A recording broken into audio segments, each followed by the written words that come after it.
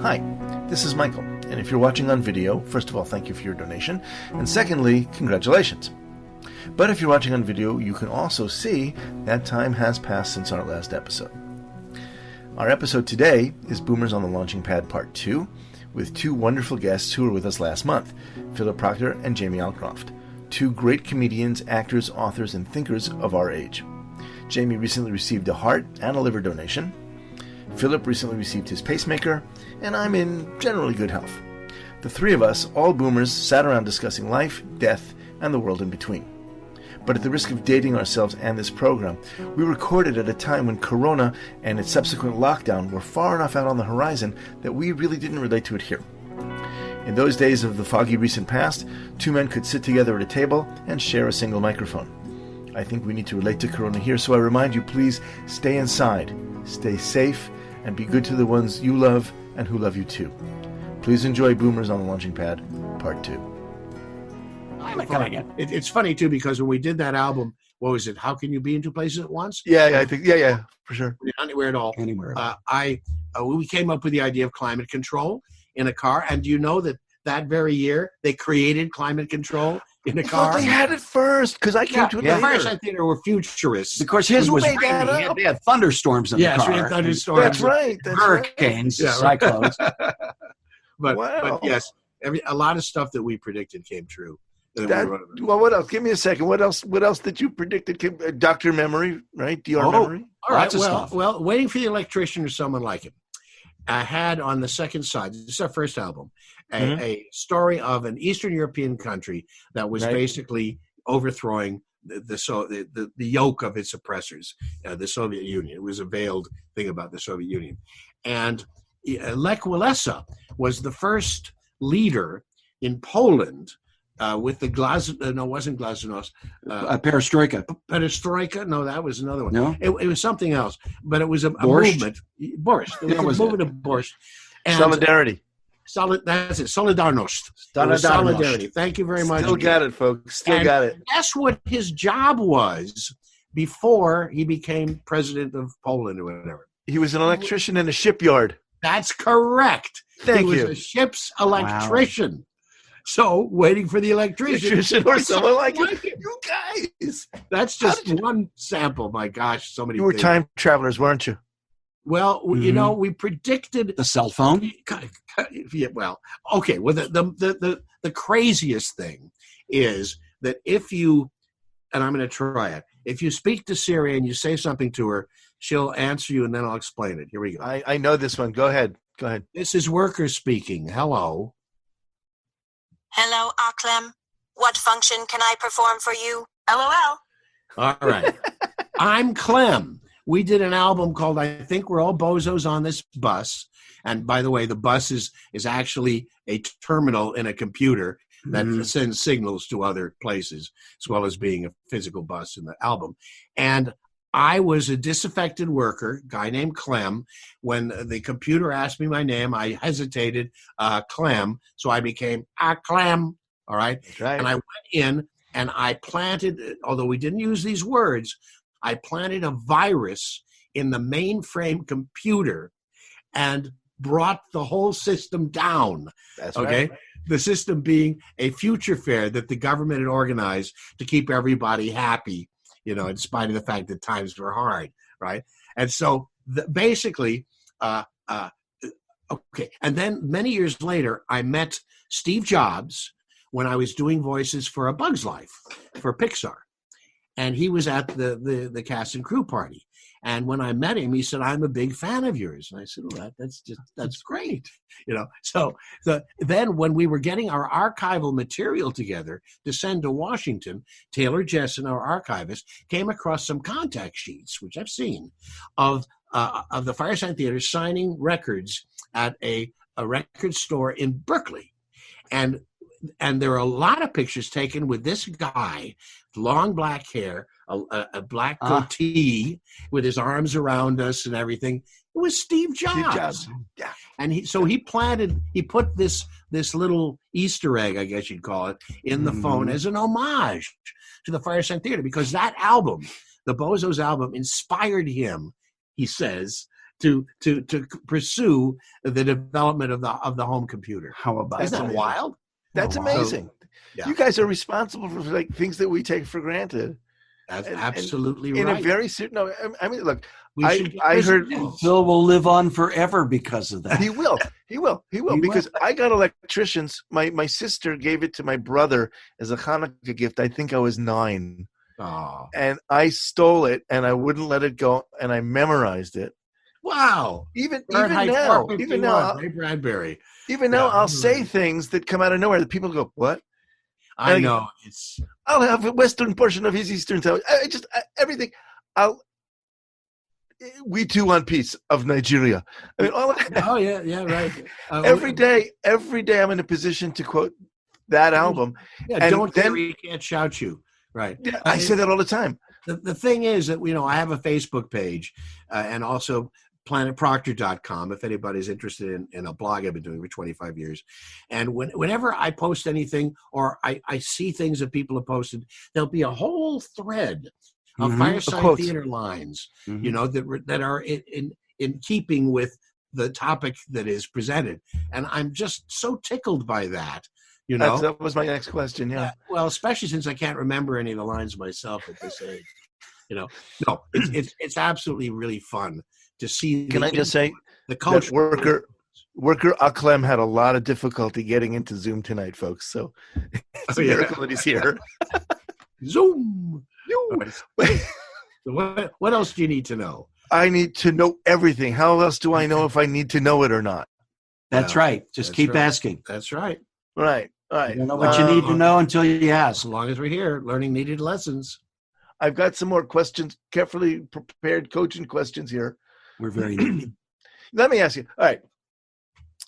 We know that death is inevitable, right? We've talked about it. We've joked about it. We've done the best we could to accept it. Yeah. But Jamie, you went through a double transplant. Okay. Yes, I did. Yes, you did. Phil, Yes, you I got a pacemaker. Death is inevitable, but are we going out kicking and screaming?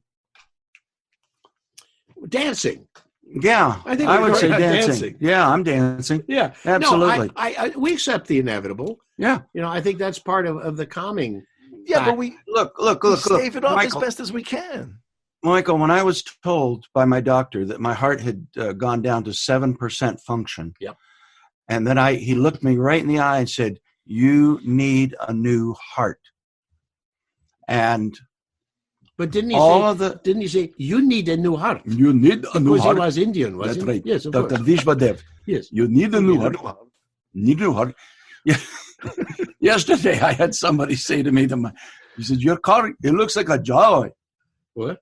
And I said, "What?" He said, "He looks very much like a Jawa." A Jawa. A Jawa. It was a Jaguar. Oh, a Jaguar. That's the G. Jaguar. It took me 10 minutes to find out that my car looked like a Jaguar. Yeah. Crazy. Well, Crazy. that car's been making money for you. I'll tell you what, when he told me that I needed a new heart in whatever accent he used, which he was just putting on an accent for me. He would always do that. He would always do that when I walked in. French, He loved the it. German. That's right. Yeah. You need You a need new some heart. hearts. Yeah. Yeah. So, Sacre-Cœur. Sacre-Cœur. Lev Hadash. You need a new heart. So I remember the sensation of all of the control, and I told Anna about this, all of the control draining from the top of my head down through my body and out through my feet. I mean, it was really a literal sensation of just this whole Zen thing happening. And when I let go of that control, I knew that I had let go of any control in my life. And I just turned myself over to the hands of the medical experts, and I never looked back. When I was laying in the hospital bed, they would say to me, "Now, what we're going to do, Mr. Alcroft, is," I say, "stop. Don't tell me what you're going to do. Just do it. Just do it because it doesn't matter to me what you're going to do." Well, I just wanted to tell you, well, it doesn't matter to me what you're going to do. You're the ones that are going to save my life. I'm not going to save my life. And so the degree of control that you let go of. Now, I think if you've been diagnosed with cancer, yes, you fight it tooth and nail. If you've been diagnosed with something that you have a modicum of control over, but I had no control whatsoever over this, and I totally let go. And that was really one of the most pristine and evangelical ways of looking at my situation. And it freed me up to write a book while I was lying there, because I wasn't worried about anything. That's right. I never worried about a thing. And people would say, well, your attitude is so great. Well, sure, my attitude is great. What other attitude would I adopt? Right. Given this news? You know, would I worry? Would I, I can't worry over something I have no control over. So I just let it go. And it was one of the most wonderful feelings. Really? And even when I was laying in bed, I realized, well, I'm really lucky. I'm going through something that not many people get to live through. That's certainly true. And I may not live through it, but I'm living it right now. And I enjoyed every single solitary moment of it. That comes out in the book, that you really made the most of your time there, just sort of waiting and thinking and going over life. Well, Michael, wasn't making the most of my time. It was making the most of my situation. It's really different. That's true.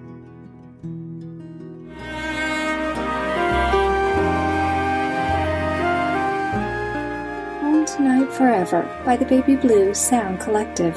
I think what I love so much about this CD is that some of the songs were inspired by the patients. Many listeners will understand many of the different songs and what they've been inspired by. Our new album will be available on iTunes, Amazon.com, Spotify. I love the fact that the proceeds from this CD are actually going to help those with congenital heart defects. Enjoy the music.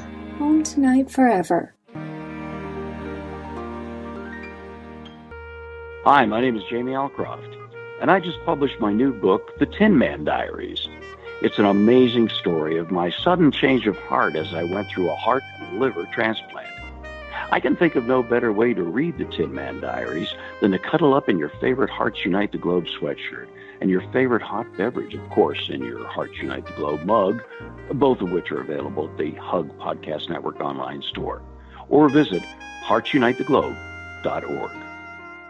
This content is not intended to be a substitute for professional medical advice, diagnosis, or treatment. The opinions expressed in the podcast are not those of Hearts Unite the Globe, but of the hosts and guests, and are intended to spark discussion about issues pertaining to congenital heart disease or bereavement. You are listening to Heart to Heart with Michael. If you or someone you know would like to be a guest on Michael's program, please email him at michael@hearttoheartwithmichael.com. Now, back to our program. It was an angel whispering in my ear. It was my nurse trying to get me back on the ventulator. Really? That's exactly what it was. Well, okay, because James first time it sounded more ethereal. Well, I choose to regard it as more ethereal, and I choose to regard it as my spiritual moment, because I did see a temple, and it was an aerial view. It was a drone view of a temple, and it was Grecian Roman, that wonderful rose marble color mixed with the light sandalwood marble color. And at the top altar of the temple was a small woman. And she said, "James B. Alcroft Jr., are you ready to accept your new heart and liver?" And I said, "Yes." She said, "Breathe in through your nose and out through your mouth." I did. And all of a sudden, a cuttlefish bone appeared floating about 3 feet off the ground of the temple. It was just floating there. And all of a sudden, these orange bands started to appear around the cuttlefish bone every time I breathed in and breathed out. So I'd breathe in through my nose and out through my mouth. And she was very encouraging. She said, "You're doing great. That's wonderful. Good. Keep going. Okay, good." And every time it covered the cuttlefish bone with these bright orange coils. And then suddenly the orange coils morphed into my body. And I could see my nose, I could see my chest, I could see my feet sticking up. And I was just laying there underneath these tightly wrapped orange, bright neon bands. Wow. And then she said, "You're doing well. You've now received your new heart and liver. Thank you." And I said, "Thank you." So that was pretty spiritual. I asked to see. I want some of that. I asked to see the video. When I eventually came around 3 days later, they had me in a self-induced coma, or a medically induced coma. Yeah. I'm in a self-induced coma right now. Self-induced coma. Yes. Well, we all do. Yes. Right. But I asked the doctor, I said, "I want to see that video. Can I see the video?" He said, "What video?" And no, wait, he had an accent too. "What video?" I said, "The one you showed me, the one you showed me in the temple with the bands and the whole." He said, "No, that video." He said, "No, that video doesn't exist." I said, "Really?" He said, it's on "No, demand. that was all in your head." It's on You gotta pay demand. for it. Yeah, yeah. Have to pay All for in it. your head. Like all the good stuff. You gotta pay I think it's on the Stars Network. Oh gosh, so hard to get things on the Stars Network. Anyway, Beautiful story. it was at that point that I realized this was my own video, and I will always have those images in my mind. I will always hear her voice. But when I think about it in retrospect, they did have to get me off of the ventilator. Mhm. They had to get me breathing on my own again. Mhm. And I think her saying, "Breathe in through your mouth and out through your nose," no matter what I was seeing, was purely something clinical. But my mind, my active You're kind of imagination, between worlds. it was kind of between worlds. I mean, after all, I had laid there for 12 hours without a heart and a liver in my body, and then all of a sudden they put this heart and the liver in and they hook it up. My doctor did say that when he put my heart in, he stitched it once and then he stitched it twice, and on the third stitch it started beating. Wow. I was Say, really "Ow." happy. Ow! Ow! What are you doing? Jeez, get away from me with that needle. Hey, beat it. No, but it didn't skip a beat. That's good. But Wow. that was really touching that they didn't have to put the paddles on me, because sometimes when they put a previously enjoyed heart into a new cavity. Also, when I went for my first ultrasound after my transplant, it took them 25 minutes to find my heart in my chest cavity, because they don't attach it to anything but they don't reattach the nerves or any of the, so it's just kind of floating there. And it was floating, and my old heart had expanded 3 times the size, so my chest cavity was so big, Really big. that this little bitty heart in there, they couldn't find it. It was hard to find. It was very hard to find. Thank you. Oh gosh. Well, what are we going to do with him, Michael? What are we going to do? I live with this. What are we going to do? We're going to treasure him and hold him close. Hello. Wait, I'm sorry. And that's why we created Boomers on a Bench together. That's which, right. You know, So we could live with each other. Which you can find on Facebook. We did like 100 of them. You can actually find it on YouTube. On YouTube. Yes. Yes, and they're excellent, and I highly recommend Boomers on a Bench, based on actual factual news. And It is. It's actual factual proving news. that I've seen them. Okay. Yes. But I absolutely, I just want you to know, Jimmy, I never told you this. When Boomers abruptly stopped because of your heart issue, That's right. Yeah. we were a while before we found out. We By were we, actually I'm talking about the general public. It was a while before we found out, and I think you wrote a letter that Phil was able to put out from you for us, so that we would know why it stopped and where you were. We were pulling for you as a group. I mean, I was reading up on things that were happening here in Israel. They were doing things, creating things to help people who were waiting, to help sort of like push the heart while they were waiting. I sent off to Phil. I said, "Is this something Jamie should know about?" I'm nobody. I don't know anything. I don't know anything about your condition, but the general population out here, we were pulling for you in a real serious way. I really appreciate that. I hope you felt it. I've done a video game called Gears of War for the last 12 years. 1, 2, 3, and 5. Well, because I skipped 4 because I was getting a new heart. But while I was getting a new heart, and they were about to put out 4, they had to replace me with someone else. and the producers put out a message that Victor Hoffman needed a new heart. That's the name of your character. And that was my character. Yeah. And everybody pulled for Victor because Victor was in there fighting for his life. And all of these fans from Gears of War gathered together and sent these wonderful messages of encouragement. It was just fantastic. Yeah. Now, I just want to mention that when in my book, Where's My Fortune Cookie? Which for anybody watching on video looks like this. Yeah, okay. The first chapter is about my survival with Peter Bergman and a Chinese gangland shooting. And as I was under the table, Jamie's story about, being between the worlds kind of reminded me. As I was under the table, I had learned that morning that my wife, Barbro, my Norwegian wife, second wife, was pregnant. And so she didn't come up to San Francisco with us. And therefore, the whole circumstance changed. If she had come up, we would have never been in a Chinese restaurant called the Golden Dragon at 2:30 in the morning with our friend Bill Alexander, Dr. Bill Alexander, and I would not be cowering under a table behind the steel column of the table, which I figured protected me, as three Chinese guys came in. You were very skinny then, I too. was very I got really skinny. Very slim. When they started shooting. And they had a BAR automatic rifle and a shotgun and a pistol, and they shot up the place, killed 3 people right in front of us. They were part of the Zhou Fang gang retaliating against the Huaqing, the young Chinese, who were trying to take over the rackets. And Zhou Fang was in prison, but he was still, ordering hits and things. But they were watching him. They were watching, and therefore they hid under the table, and they were not hurt. But as I was lying under the table, and Jamie started reminding me of this, I was thinking, if I live, I will have the responsibility of raising a child. If I die, there's no responsibility. If I'm wounded, my life will change. If Peter is wounded, my professional life will change. And you thought all these things. Yeah. While you were being shot out. Yeah. Well, bang, bang, bang, bang, bang, bang is going on. And the final thought was, when the drilling is over, you can go home. Dentist. You're in a dentist chair.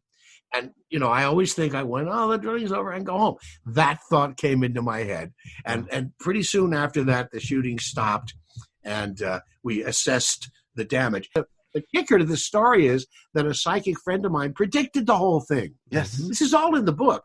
Her name is Sharon McCann. It's a long story as to how it's connected with Uri Geller and all kinds of save it for things. the book. So yeah, read the book. Read the book. But here it is again. The book if you're watching is on called video, if you're watching on video, here's the Where's My Fortune Cookie?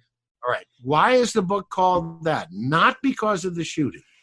Because when the Firesign Theater was touring around, we had a friend called Gretchen Steiner who was kind of, would come and help us sell merch and stuff like that. And when Peter passed away, Peter Bergman, about 5 years ago, we had a memorial service for him at the Electric Lodge in Venice, and she ordered fortune cookies, that had Peter Bergman's date of birth and death and the name of one of our Firesign albums on the other side. And she handed them out to everybody. And I said, Gretchen, that is so thoughtful of you to do that. It's because of the Chinese gangland shooting. And she said, what? I said, the Golden Dragon shooting that Peter and I survived. You what? She didn't know about it. She didn't know about it. I said, well, why did you make the fortune cookies? This is what she told me. She said, Peter came to me in a dream and told me I never got my fortune cookie. Wow. Okay. Yeah. Because we were making jokes of it. We had to perform the next day in Colorado for a university. And Peter was making jokes like, luckily I ordered the duck. Right? Yeah. And Peter said, and I ordered the scared prawns, and he said, we never got our fortune cookie, If it had, it would have said, get out now. Yes. So, when you're placed in these very adverse life and death situations, I do believe that you are protected in a certain way. Yeah. Peter, for instance, felt that he was lying with his back to the shooting, right? Totally exposed. And he remembers an angel covering his body, a beautiful angel spreading its wings over his body to protect him. I was 5 hours old when I had my first surgery. Wow. The only advice I can really give someone like that is to be there for your family. This is life, and you have two choices. You either live it or you sit in a corner and cry. I am Anna Jaworski and the host of Heart to Heart with Anna. Join us on Tuesdays at noon Eastern Time on Spreaker or Blog Talk Radio. We'll cover topics of importance for the congenital heart defect community. Remember, my friends, you are not alone. If you've enjoyed listening to this program, please visit our website, heartsunitetheglobe.org, and make a contribution. This program is a presentation of Hearts Unite the Globe and is part of the Hug Podcast Network. Hearts Unite the Globe is a nonprofit organization devoted to providing resources to the congenital heart defect community to educate, empower, and enrich the lives of our community members. If you would like access to free resources pertaining to the CHD community, please visit our website at congenitalheartdefects.com for information about CHD, hospitals that treat CHD survivors, summer camps for CHD families, and much, much more. You are listening to Heart with Michael. If you have a question or comment that you would like addressed on our program, please send an email to Michael Liben at michael@hearttoheartwithmichael.com. Now, back to Heart with Michael. In my book and in Jamie's book, we talk about our lives, or certainly what we can remember of our lives, right? And in both instances, there were things that happened to us that guided us, again, over which we had no control. You know, if you go with the flow, you know, put your life in the hands of God, of the universe, you will be protected. And you will be, you also, I'm sure, be taken when you are needed. All right? Yeah. But basically, you'll be protected. My life has been like that. And my book is filled with strange psychic occurrences, strange, inexplicable UFOs. Coincidences. Yep. Yeah, all kinds of things. No, seriously. Well, UFOs as well. Yeah. Or my FOs, actually. UFOs. Not UFOs. And I like to keep my FOs to myself. It's our AMI. We were in our AMI at the time. So anyway, that's my belief that the next world is with us. That we live in a multi-dimensional reality, and that consciousness is the key to enjoying it, to embracing it, to learning from our time in this planetary expression. Okay, and I think faith and belief have a lot to do with it, because whether you have faith, I mean, for me, God is a word, a euphemism for whatever fantastic, cataclysmic thing that happened, Big Bang or whatever, that created our planet and created where we are right now. And as far as I'm concerned, this might be heaven.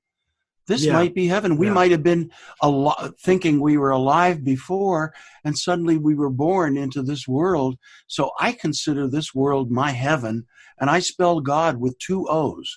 And I've always taught my children to don't search for some mythical being in the sky. Don't search for that. Just spell God with 2 O's and keep the goodness in your heart. 2 O's or 2 D's? Oh, good. Good. Keep the goodness in your heart. Right. Yeah. I agree with that assessment 100%. So that and so as far as seeing God or experiencing God or anything, that happens every day for me. When I see God in everybody I meet, every face I see, and when you're dying, or when you think you might be dying, like I did for 4 months. 4 minutes for me, 4 months for him. Every face I saw. 4 minutes were longer. Maybe. Yeah, go ahead. Every face I saw could have been the last face I saw. And I never knew when when a conversation might be my last one. Wow. And so I made everything count. And I've tried to bring that into my life. It's difficult because you get impatient. You have to forgive yourself for your impatience. You get angry. You have to forgive yourself for your anger, and try to see good and God in every person you come in contact with. Every person you meet is God. Thank you for that. I think you've really given me something there. Oh, I was, I was on your podcast, and somebody asked me, "What have I learned?" You remember? Yes. And one of the things I just learned was that. Yes. I think that's beautiful. I think that's really nice. And Phil too. I in my professional career over the last 30-some years, I've seen it sort of as a chain where one thing leads to another, but it's not always direct. Sometimes you go like that in a big circle. Oh yeah, but it's still all interconnected. Yeah. Oh yeah. I mean, an example of it, which is in the book, which is maybe something that will resonate with the listeners today, is I went back to New York after the Firesign Theater happened. I went back to New York to close up my apartment in Greenwich Village, and I ended up living with a girl named Diana Dew, who had invented electric clothing. You'll see a picture of her clothing in the book, and in the East Village. And at a certain point, I knew that affair was over, and that I had to move on. And I remember I went down to have a conversation with her about it, and the phone rang, and she picked it up and she said, "It's for you." It was Peter Bergman, and he said, "There's a plane ticket waiting for you at the Columbia Records building. We're going to do our first record, waiting for the electrician or someone like him. So when can you fly home? When can you fly out?" I said, "How about tomorrow?" Yeah. See, it was like one door was closing, another door was opening. And there are many, many, many, many experiences in my life that have been just like that. Because as Hamlet says, the readiness is all. Yes. As Shakespeare said through his character Hamlet, the readiness is all. If your mind is open to open. If your heart is open. Your heart is open to the goodness of it, then you will follow the correct path. Now, losing someone, I can only imagine how difficult that is. I've only lost beloved pets, and that's been hard. But I've never, other than my parents who died. And with parents, you expect that, them. yeah. And you're there for them. They were there for you. So you're prepared for it all your life as a child. Yeah, but that's odd. I've never thought of that before. Yes, that's right. But to lose, as you did, to lose a beloved child and things like that, it really must cause you to think about all these things from a different perspective. I'm glad you asked me that, because I do think about it. And a couple of years ago, after, I guess about 5 years after she died, I caught myself looking back over my life and thinking, yeah, life's been pretty good. And then I hit myself, what are you talking about? All these years of terrible economic compression, and then the loss of your daughter, and then, hey, I got him. Then the loss of your daughter, and then, and how can you possibly say life has been good? And I can. So my maybe my last question to you is, can we complain? I mean, you've been through some terrible, terrible moments. And yet, as boomers, we were born in an age when penicillin still worked. We were born in an age when we had everything. This is the first and maybe only generation where you expect to outlive your parents, right? In our parents' generation, they all had 10 kids so that a few would become adults. It wasn't that easy. Right. It's not taken for granted that you outlive your parents. For us, it was.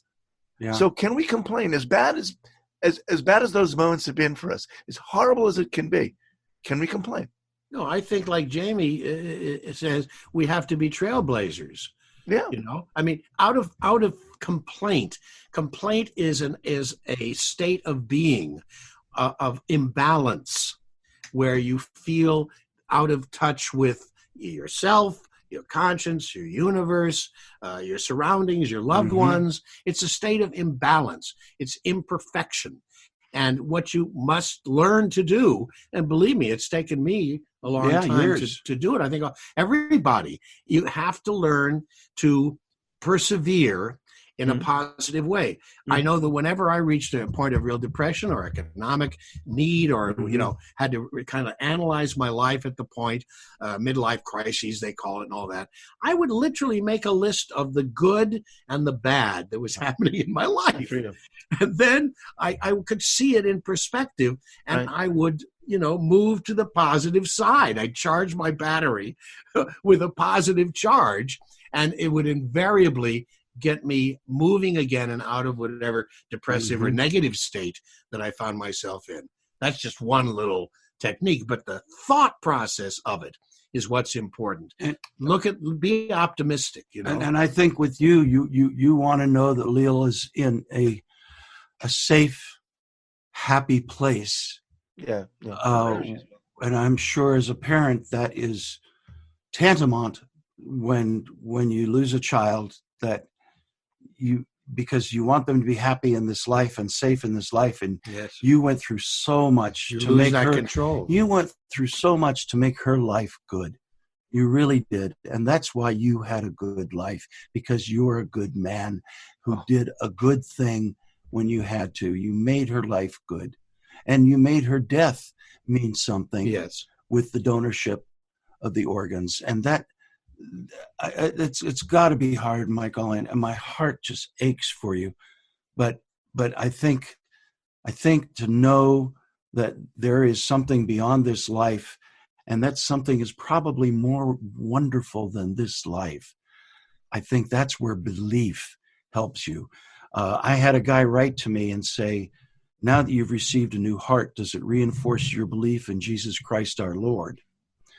And I said, well, I never really believed in Jesus Christ as our Lord before, but all the prayers I've received, all the good thoughts I've received, all the good vibes I've received, the core element of those and the reason that those work are the fact that the people that sent them to me believe in them. Mm-hmm. And it's that power of belief and faith that we have in each other and for each other that carries us through. That's what I've come to believe, and that's what I wrote back to him. And I said, it has nothing to do with whether it's a prayer or a good thought or a vibe, because each of those people believed in the vibe, the good thought, and the prayer, and that's where the power is. Well, I think you're right, and thank you for your kind words. And I would be remiss if I didn't say that donation was my wife's idea. Not that I was ever against it. My head wasn't there. It was my wife that put that in there, and that's she so deserves the credit for that. That partnership.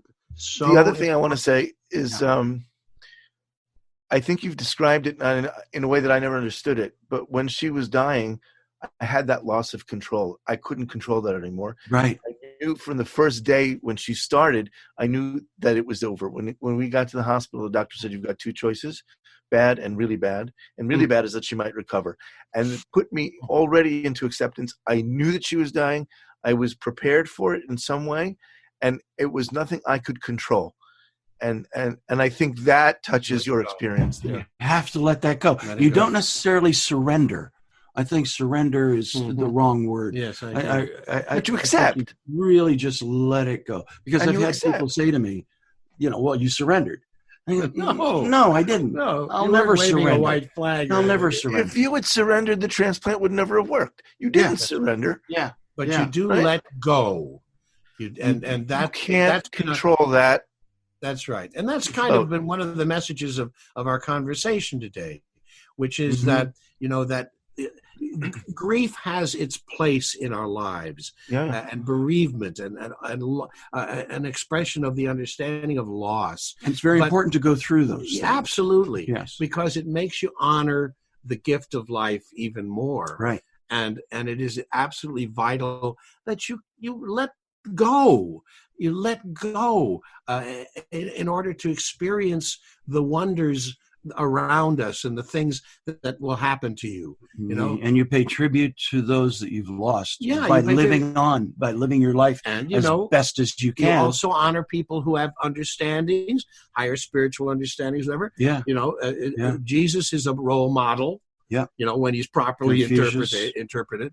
So we can we can get a lot of love from those people around us who are positive and true friends. Like Jamie and I are true friends. So we truly are. It helps. You guys are role models, by the way, as friends. I'm inspired just watching you here. Oh, good. Jamie Alcroft, Tin Man Diaries. Where can we get this book? Amazon.com. Go to Amazon. $9.99. Ooh, oh, it's a steal. It is a steal. Better than $6.66. I just gave it away. Yes. Philip Proctor, the book is Where's My Fortune Cookie? It's I'm going to try to read it the right way. It's the Psychic Surrealistic History, or Psychic Surrealistic History. Here it is. There it is. Go get this Same book. thing. And I just want to say 2 words about each book. All right. Jamie's book, when people find themselves in life-threatening situations, often their life flashes before their eyes. I wrote this. But luckily for us, his went by nice and slow like a movie. He took good notes. Read this book. Okay? And I want to say also about Where's My Fortune Cookie, and I've also put this somewhere in print. Reading Where's My Fortune Cookie will change your life. Buying Where's My Fortune Cookie will change Philip Proctor's life. Get this book and help us. It's right, you are, sir. 2 wonderful, wonderful books, and they're not that big. You can read them in a day, and you'll have a great 2 days. I promise you. Yeah, just ask those Amazons to get together and get those wonderful ladies and bring it to your doorstep for a. They handprint every book by Amazon ladies. Yeah, right. Thank you.